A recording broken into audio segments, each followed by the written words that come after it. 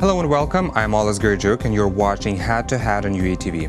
In 2018, Ukrainians have the opportunity to protect their civil rights with the help of a free legal aid network supported by the National Educational Project called I Have a Right.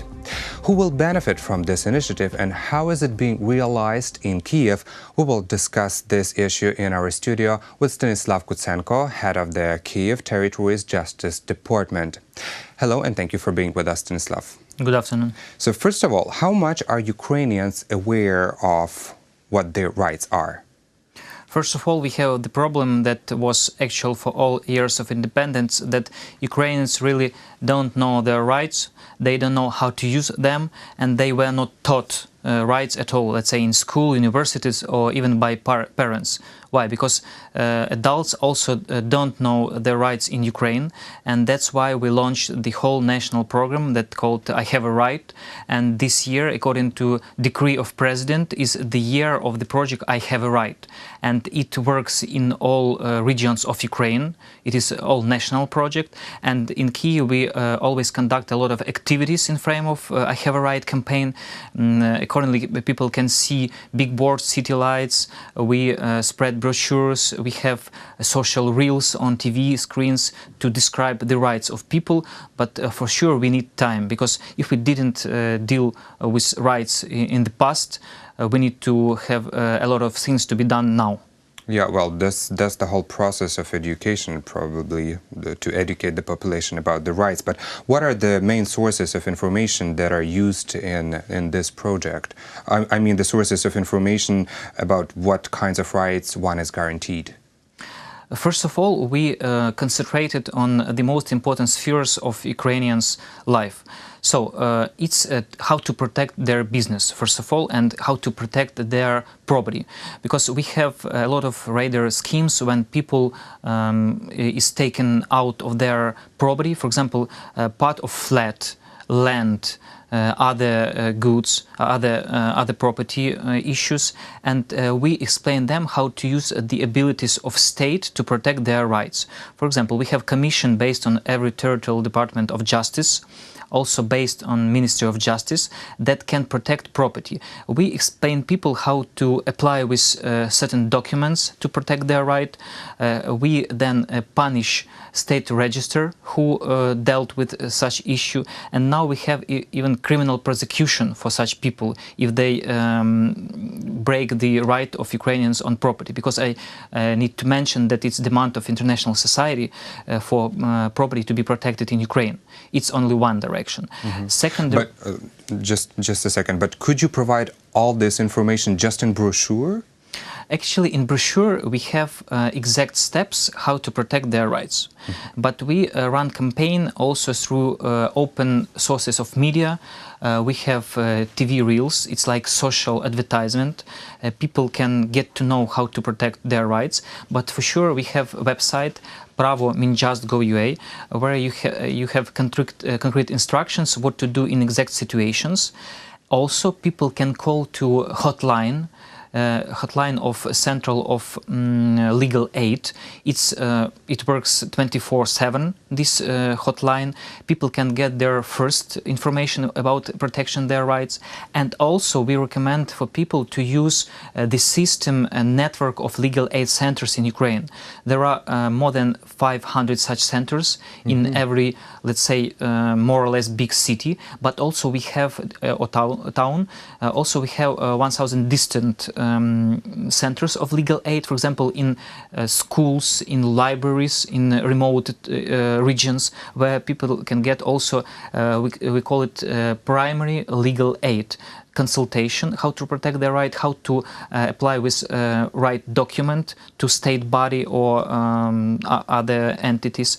And also we provide people with secondary legal aid. It's when a person have a right to get state lawyer, state attorney.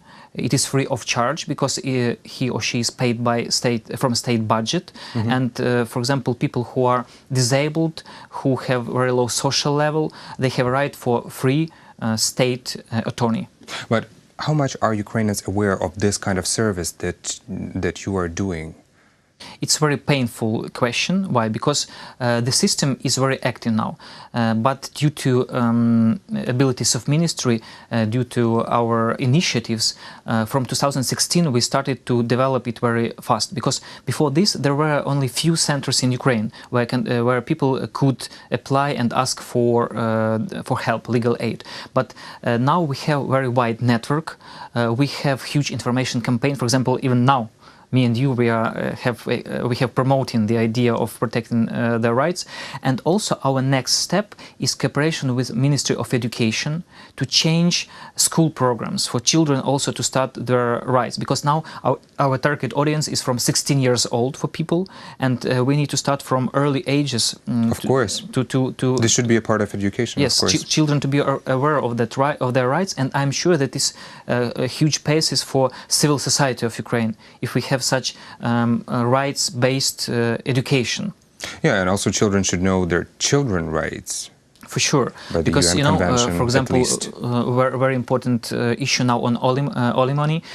Now the owners of payments on alimony are children. So they owe that money. For sure, we understand that some of them are quite young, and parents help them with this. But before this, only parents could deal with money, and that's why we have now bigger protections of rights of children, let's say. Mm-hmm. And what could you provide in this case with the alimony?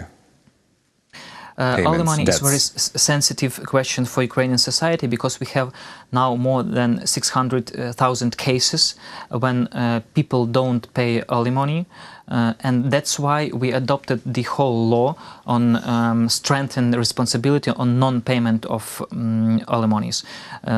Could you specify what is the responsibility right now, and what could be the penalty that you wanted, that you would like to implement? First of all, it could be criminal penalty. It was no longer before, because a person can be now even imprisoned for non-payment of alimony. Yes, but we have also some pre-stages. Let's say, for example, person can be easily not allowed to go abroad of non-payment of alimonies more than for 6 months.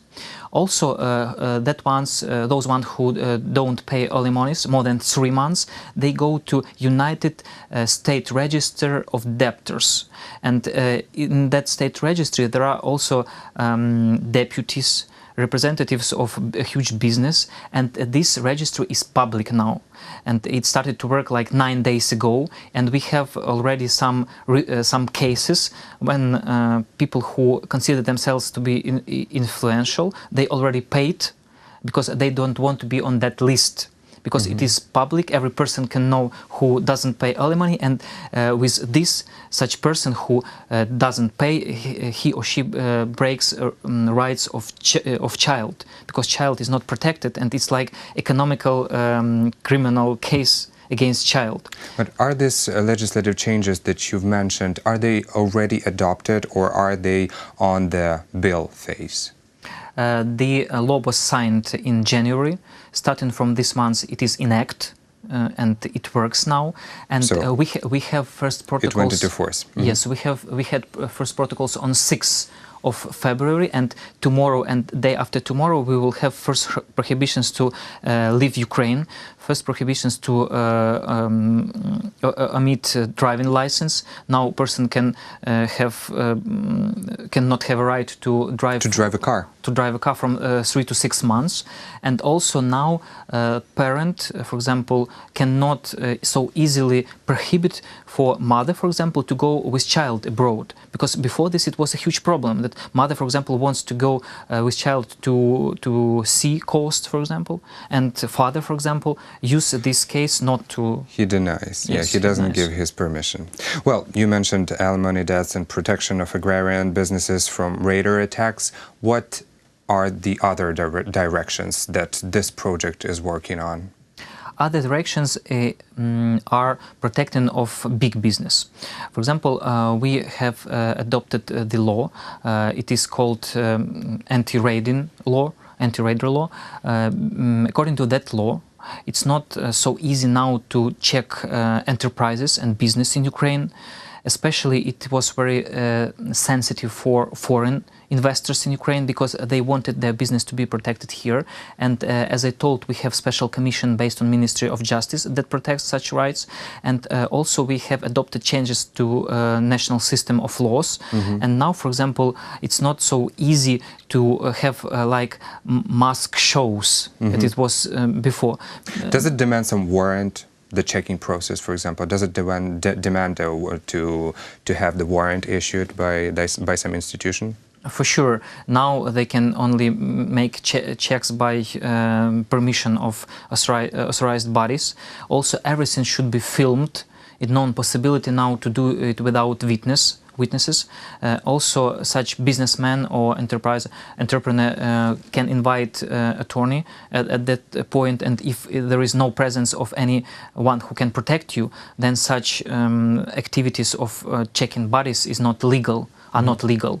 And these cases showed that now business can feel more protected in Ukraine, and we even started to grow in national rates on protection of business in Ukraine. And what are the other directions? Also, we deal with bribery in universities. Great. Because students sometimes they even want to fight with bribery in university, but they have no way and no recipe how to do this. So, in mentioned before brochures and on website, we propose the scheme how to protect their right. Very often students are very dependent in these situations. When they do not bribe or when they would report about the bribery, they would become a victim. In this case? You know, in this case, we need to raise social awareness and legal awareness of students and of people of Ukraine. Because when you try to protect your right alone, you you can never succeed. Yes, no success in protecting of your rights. That's why we propose to students to fight together against this problem. Because teacher in university or dean or rector is not a god. If you see that there are violences of your rights and you learn on a good level and you're ready not to pay for studying, because sometimes it's easier to pay, and we need to overcome this obstacle in minds of Ukrainians, in brains of Ukrainians as well. Because if you want to get a normal education on high level, you need to go to classes and have normal education. And in this sphere also is important to legalize work of students, because they need to have a right study and also to work, because now a lot of students, they work and pay for their exams.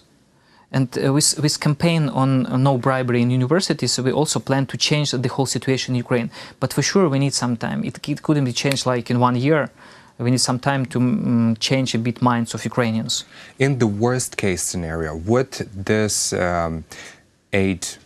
free aid initiative provide a free lawyer for the student to sue, for example, to sue the teacher or somebody who is demanding money for the education or the result?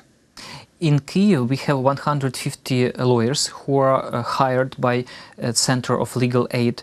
But it's very important to understand that for state lawyer, not everyone can apply. If student is socially dependent, if he is internally displaced person, or his parents, for example, or father was participant of anti-terroristic operation, he has a right for such a lawyer.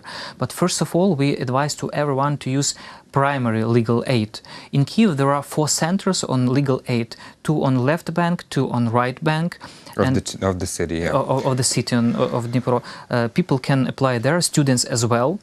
Because they can have a consultation from us how to protect their rights. And I always recommend them to address to our territorial Department of Justice, because we give consultations and we have memorandums on cooperation with 25 universities. So we always consult students on their rights, and hopefully we raise their awareness in this case also. Well, and as far as I know, this initiative, this project is also touching the issue of protection of women's rights and fighting the domestic violence. it's quite right. Actually, the amendments to appropriate laws were adopted. Also, Istanbul Convention, clauses of it were implemented in Ukraine.